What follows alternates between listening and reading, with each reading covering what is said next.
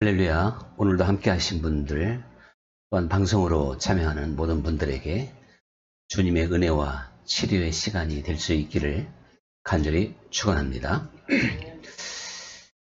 하나님께서 아브라함에게 약속을 하셨죠. 네 자손이 하늘의 별처럼 많게 될 것이다. 이렇게 희망적인 약속을 하셨음에도 불구하고 이 아브라함에게 바로 이어서 하신 말씀은 네 자손이 이방 나라의 종이 되어서 그리고 4대를 지나서 나오게 될 것이다. 그리고 이 약속의 땅, 그러니까 가나안이죠. 거기에서 이제 번성하게 될 것이다. 이렇게 말씀을 하셨는데 그 4대가 결국 400년이라는 시간이었습니다. 하나님께서 그 백성들을 왜 그렇게 귀한 약속이 있음에도 불구하고 또 바로 그 자리에서 이방 나라의 객이 될 것이다. 결국 이제 노예로 살게 되었습니다마는 이러한 계획을 가지셨을까? 왜 그런 결과가 주어지게 됐을까? 사실 우리가 의구심을 가질만 합니다.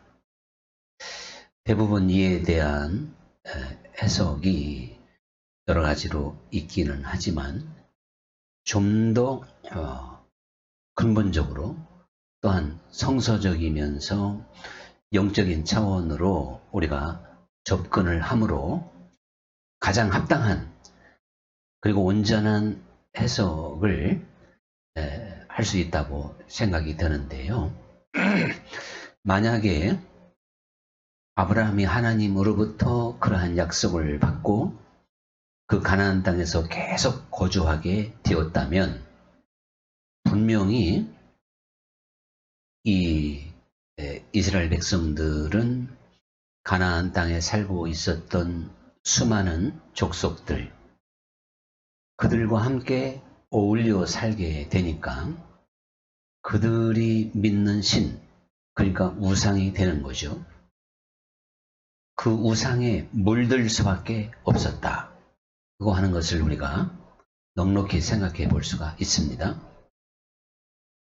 그것은 하나님께서 철저하게 가나안 땅에서 이방 민족을 내몰아 내셨음에도 불구하고 너무나도 쉽게 이방 그들의 신, 즉 우상 숭배에 빠졌던 역사가 이스라엘의 역사였던 겁니다.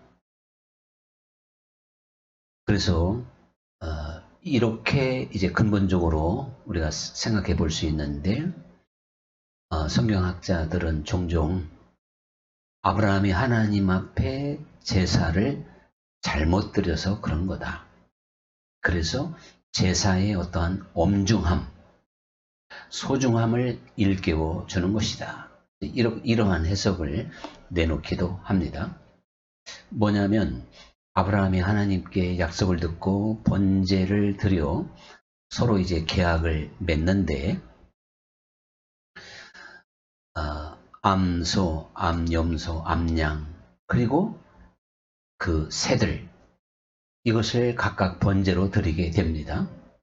근데 아브라함이 모든 짐승들은 다 배를 가르고 각을 떴는데 이 새는 그대로 통째로 이제 드리게 된 거죠. 분명히 어떠한 제사법으로 보면 결격사유가 되기도 합니다. 근데 아브라함의 시대에는 정확하게 말하면 제사법 자체가 주어지지를 않았던 것이죠. 제사 드리는 법이 율법적으로 정해져 있지 않았을 때다. 그런 이야기입니다. 그래서 아브라함이 드렸던 제사가 꼭 하나님 앞에 흠이 될 수 있다. 이렇게 볼 수는 없는 것이고 또한 하나님은 아브라함의 그런 어떠한 실수 내지는 잘못 이것 때문에 그 후손들을 400년 동안이나 종살이 하게 한다? 이것은 사실 서로 좋을 추에도 맞지를 않고 아무런 의미가 없는 일이다 라고 하는 것을 우리는 생각해 낼 수가 있는 거죠.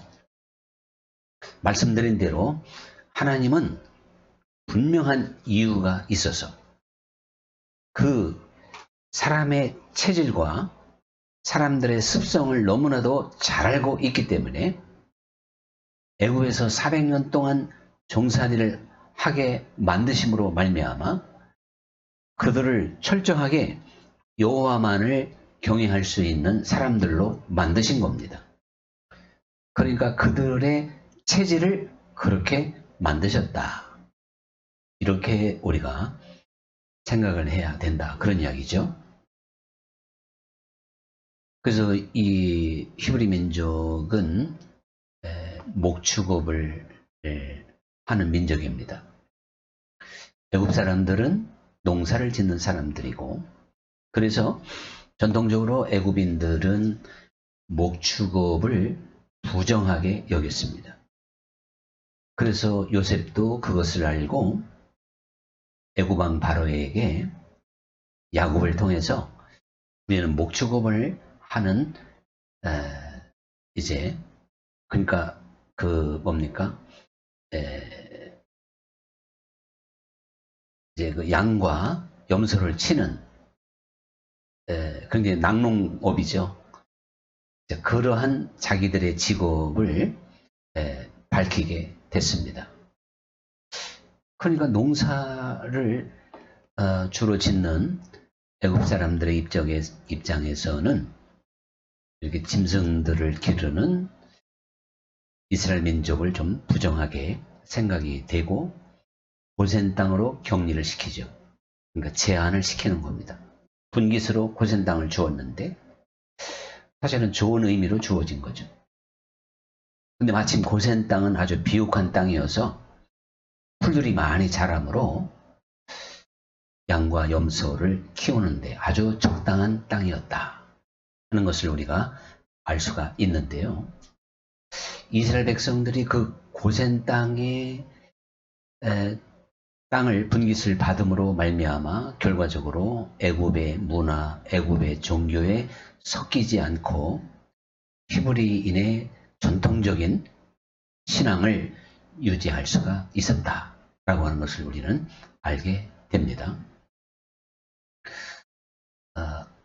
사실 하나님께서는 바로 거기에 초점을 두고 이스라엘 백성들을 200만이라고 하는 큰 숫자가 되기까지 애굽 땅에 머물게 하셨던 거죠.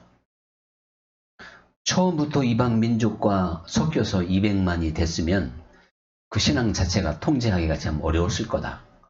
우리 넉넉하게 짐작해 볼 수 있지 않겠습니까? 거기 대표적으로 아모리 족속을 비롯해서 가나안 땅에는 10족속이 살고 있었어요. 그러한 족속들의 신앙이 다르고 정말 그들을 유혹하기 쉬운 우상의 그런 종류들이 너무나도 많이 있어서 이스라엘의 역사가 대부분 가나안 토착민들의 우상 숭배에 빠져서 하나님의 진노를 샀던 역사였던 걸 우리가 알 수가 있잖아요. 하나님이 그토록 훈련시켰음에도 불구하고 우상 숭배에 빠지기가 쉬운 게 히브리 민족이었고 그것은 곧 오늘날 우리들의 이야기가 된다 라고 하는 것을 알게 됩니다.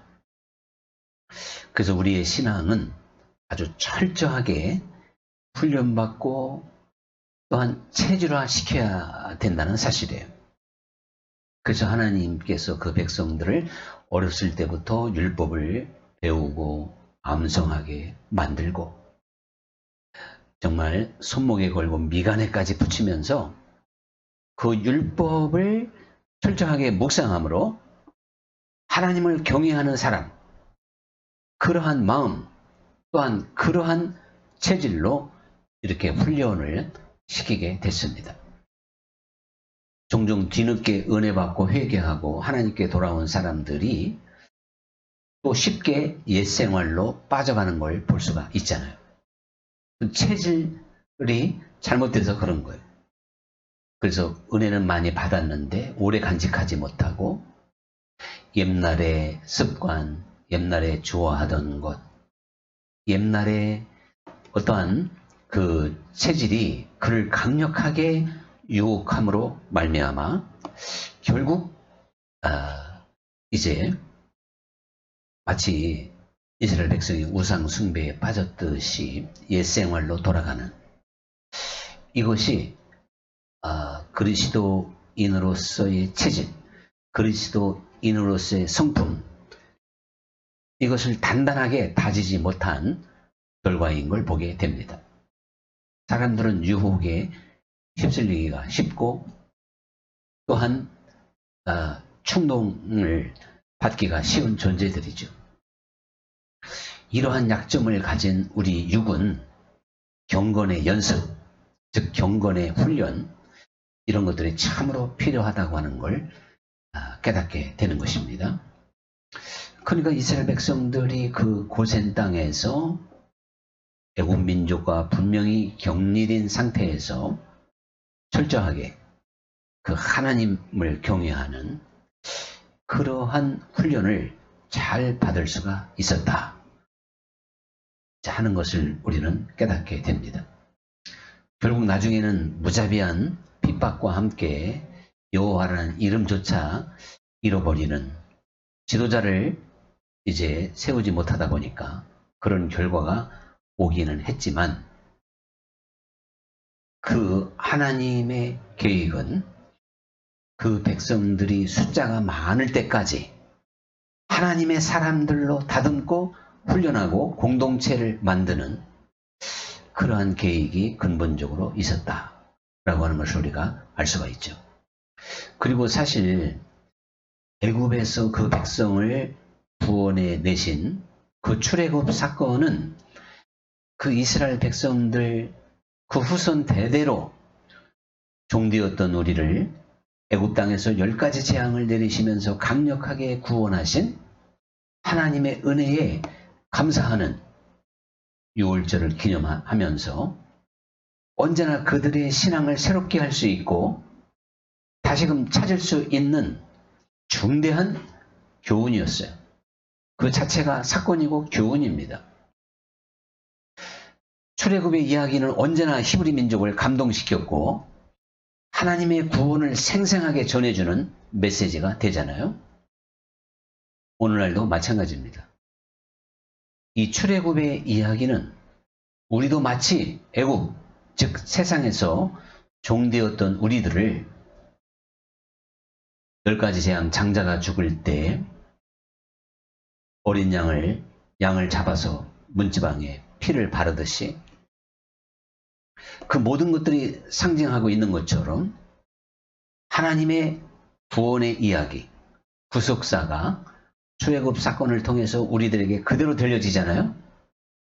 우리가 바로 사망 가운데 있었고, 즉 애굽 땅이라고 하는 게 사망이고 노예니까 그 가운데서 하나님이 그 백성을 건져 주셨던 것처럼 세상 가운데 죄의 종이었던 우리들을 그리스도의 이름으로 구원해 주셨다.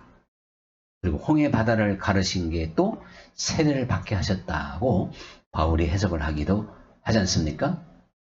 그러니까 출애굽의 모든 여정은 구속사의 이야기예요. 구속사입니다. 하나님의 구원의 이야기라 그런 이야기죠. 그래서 우리들이 그러한 하나님의 큰 구원을 생각하면서 언제나 우리의 신앙을 새롭게 할 수 있고 하나님께로 우리의 마음을 드릴 수 있는 아주 중대한 사건이 출애굽 사건이지 않습니까? 그건 아주 근본적인 신앙을 이야기하고 있는 거죠. 그래서 이제 하나님께서 여호수아를 지도자로 세우시고 이제 가나안 땅을 본격적으로 정복하게 하실 때 이게 요단강을 가르고 이제 여리고성을 무너뜨리고 가나안에 딱 진입했을 때 무엇보다도 철저하게 명령을 내리셨던 건 가나안의 모든 족속을 다 진멸하라. 한 족속도 남겨두지 말고 완벽하게 진멸하라. 이렇게 말씀을 하십니다. 하나님께서 어떻게 그렇게 참 생명을 마치 경시하는 듯한 극한 명령을 내리실까? 역시 하나님은 하나님이 택한 백성들, 즉 하나님의 생명을 가진 자들이 우상 숭배에 빠지지 않고 세상 풍속을 따르지 않고 오직 하나님을 경외하기를 원하는 것입니다. 그래서 하나님은 죽은 자의 하나님이 아니고 산 자의 하나님, 하나님이 택한 백성, 하나님이 살았다고 생각하는 그 백성들이 죽은 자들을 따라서 그들의 전통, 그들의 우상, 거기에 빠지지 않기를 원하셨기 때문에 그 무엇보다도 신앙의 순수성, 우상 숭배에 빠지지 않게 만드는 그 백성을 지키는 일을 가장 소중하게 여겼다. 그런 이야기입니다. 그래서 오늘날도 마찬가지예요. 우리들은 너무나도 쉽게 사실은 이 우상 숭배에 빠지기가 쉬운 존재들입니다. 그게 이스라엘의 역사였고 오늘 신약 백성도 마찬가지다. 그런 이야기죠. 이 신약에 와서 우상 숭배라고 하는 게 뭐냐면 모든 일에 욕심, 즉 탐심, 즉 우상 숭배 이렇게 말씀하고 있어요. 이것은 세상을 사랑하는 마음, 쾌락을 즐기는 마음, 세상을 따라가는 마음, 세상을 취하는 마음. 주님께서 두 주인을 섬길 수 없다 그랬죠? 하나님과 물질을 두 주인을 섬길 수 없다. 이렇게 말씀하고 있는 것처럼 사실 우리가 하나님보다 이 세상을 사랑하고 세상을 따라가고 세상을 취하려고 그러고 욕심을 내고 이 모든 것들이 바로 우상 숭배에 해당이 된다. 그런 이야기입니다. 그래서 우리가 각양각색의 우상에 빠지지 않으려면요. 심령이 깨끗한 자가 돼야 돼요. 그래서 심령이 청결한 자가 복이 있다. 하나님의 나라가 그들의 것이다. 이렇게 말씀을 하셨고 또 마음이 청결한 자가 복이 있고 그들이 하나님을 볼 것이다. 또 이렇게 말씀을 하시기도 합니다. 그래서 결국은 돌이켜 어린아이와 같이 되라. 어린아이의 마음은 참 깨끗하잖아요. 그러한 마음에 우상이 자리 잡을 수가 없기 때문에 이렇게 우리 마음의 상태, 정말 이 마음의 청결, 모든 말과 행동의 근원이 마음에 있잖아요. 그래서 우리가 마음을 지키지 못하면 결국 세상을 따라가는 거죠.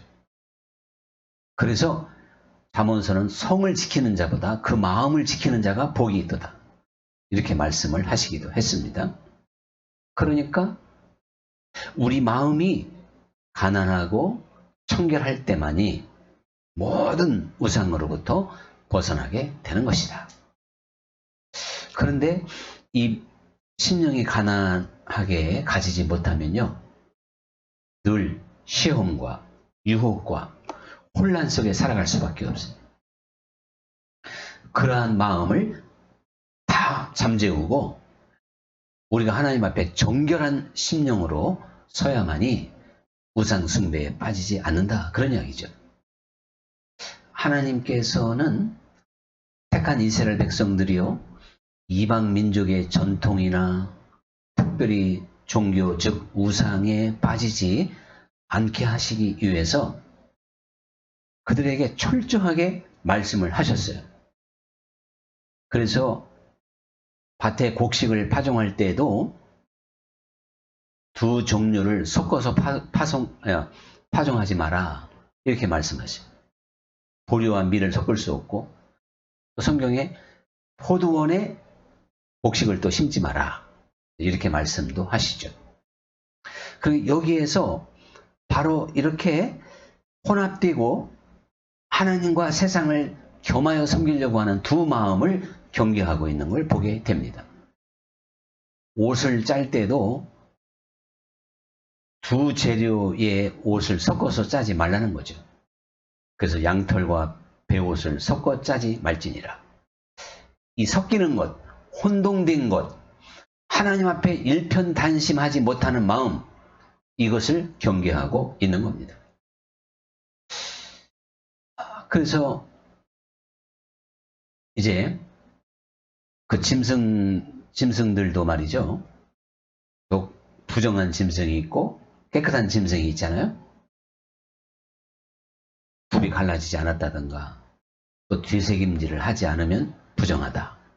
그래서 특히 돼지는 사람들 돼지고기를 참 맛있어 하는데 두 분 갈라졌지만 되새김질을 하지 않으니까 부정한 짐승으로 성경에서는 이제 먹지 말라 이렇게 말씀을 하신 것처럼, 그리고 물고기 또 곤충 할 것 없이 모든 면에서 하나님은 혼란스러운 것, 두 마음, 결국 우상 숭배에 빠지기 쉬운 그 모든 것들을 철저하게 배격했습니다. 그러므로 우리가 이 세상을 살아가면서 오직 하나님 앞에 사실 일편단심한 순수한 마음이 있어야 돼요. 어지러운 마음, 혼란한 마음, 분용하는 마음, 충동적이고 유혹을 느끼는 마음은 섞여진 거예요. 잡탕입니다. 하나님이 하지 말라는 걸 지금 하고 있는 거다, 그런 이야기죠. 그러므로 우리들이 정말 하나님 앞에 우리 마음을 순수하고 깨끗하게 지켜야 될 텐데, 그래서 할례는 이제 마음에 할지니라 그러죠. 마음에. 되게 그 할례는 그 말 그대로 성별되는 거니까 마음의 할례를 받았다는 의미가 뭘까요?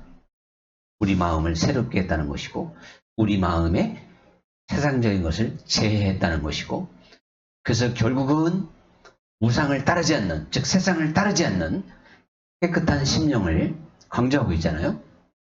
그래서 너희 안에 이 마음을 품으라 곧 그리스도 예수의 마음이니, 이렇게 말씀을 하시기도 하는 겁니다. 그래서 결론은요, 사실 우리의 삶에, 즉 우리 생각과 마음의 우상이 자리 잡기가 참 쉬운 거거든요. 그래서 예수님도 이 세 가지 시험을 통해서 그 세 가지 시험을 가만히 분석해 보면 결국 사람들이 그런 유혹을 많이 느끼기 때문에 우상 숭배에 쉽게 빠지는 거예요. 시험을 이기지 못하고 끊임없이 사단은 우리를 공격하며 우리 생각과 마음에 우상을 만듭니다. 그래서 주님께서 우리에게 첫 계명으로 마음을 다하고 뜻을 다하고 힘을 다하고 성품을 다하고 목숨을 다하여 주 너희 하나님을 사랑하라. 이게 사실은 결론적인 말씀이에요. 우리들이 이 말씀을 명심하지 못하면요, 어느덧 우리 마음이 우상 숭배로 기울어져 갑니다. 육체를 가진 우리들이 눈에 보이고 또 내 손에 잡히는 어떠한 보암직하고 모험직한 이 세상의 모든 유혹을 이기는 근본적인 비결이 우리 주님을 마음을 다하고 목숨을 다하기까지 사랑하는 길밖에 없습니다. 우상을 안 만들려고 노력하지 말고 주님을 사랑하는 데 열심을 내야 될 줄 믿습니다. 이건 율법적인 게 아니잖아요. 주님을 뜨겁게 사랑하라. 이건 율법이 아니잖아요. 근데 우리가 내 노력과 내 힘으로 우상을 숭배하지 않으려고 그러면 유혹은 또 강하게 오는 거예요. 간단합니다. 주님을 사랑하면 돼요. 그러면 주님을 사랑하는 마음이 자꾸 있어야 또 사랑하지 저절로 되냐? 맞죠? 저절로 되는 게 아닙니다. 그러므로 신앙은 순종이 필요하고 믿음이 필요한 거예요. 우리 마음이 조금 덤덤하고 처음 사랑이 식어진 것 같기도 하고 냉랭해질 때마다 우리는 다시금 믿음을 붙잡고 씨름해야 돼요. 그래서 주님의 이름을 불러야죠. 사모하는 마음을 구해야 되는 것입니다. 너희가 구할 때 그런 걸 주겠다. 너희가 찾는다면 찾게 해주겠다. 두드린다면 열릴 것이다. 이 땅에서 최고의 은혜가 주님을 뜨겁게 사랑하는 거예요. 목숨을 다하기까지 사랑하는 거예요. 이거를 아무나 얻을 수 있는 게 아닙니다. 저절로 오는 것도 아닙니다. 구하고 두드리고 찾을 때 그러한 길이 열린다고, 그게 주어진다고 여전히 말씀하고 있는 거죠. 그러므로 안 된다고 할 것이 아니라 나의 부족한 모습 그대로, 냉랭한 모습 그대로, 처음 사랑을 잃었으면 잃은 모습 그대로 우리는 여호와께로 돌아가기를 힘써야 돼. 주님께. 주의 이름을 부르기 시작하면 우리는 점점 풍성해질 것이고 뜨거워질 것이고 온전한 마음으로 전진해 나가게 될 줄로 믿습니다. 자, 오늘의 찬양 함께 드립니다.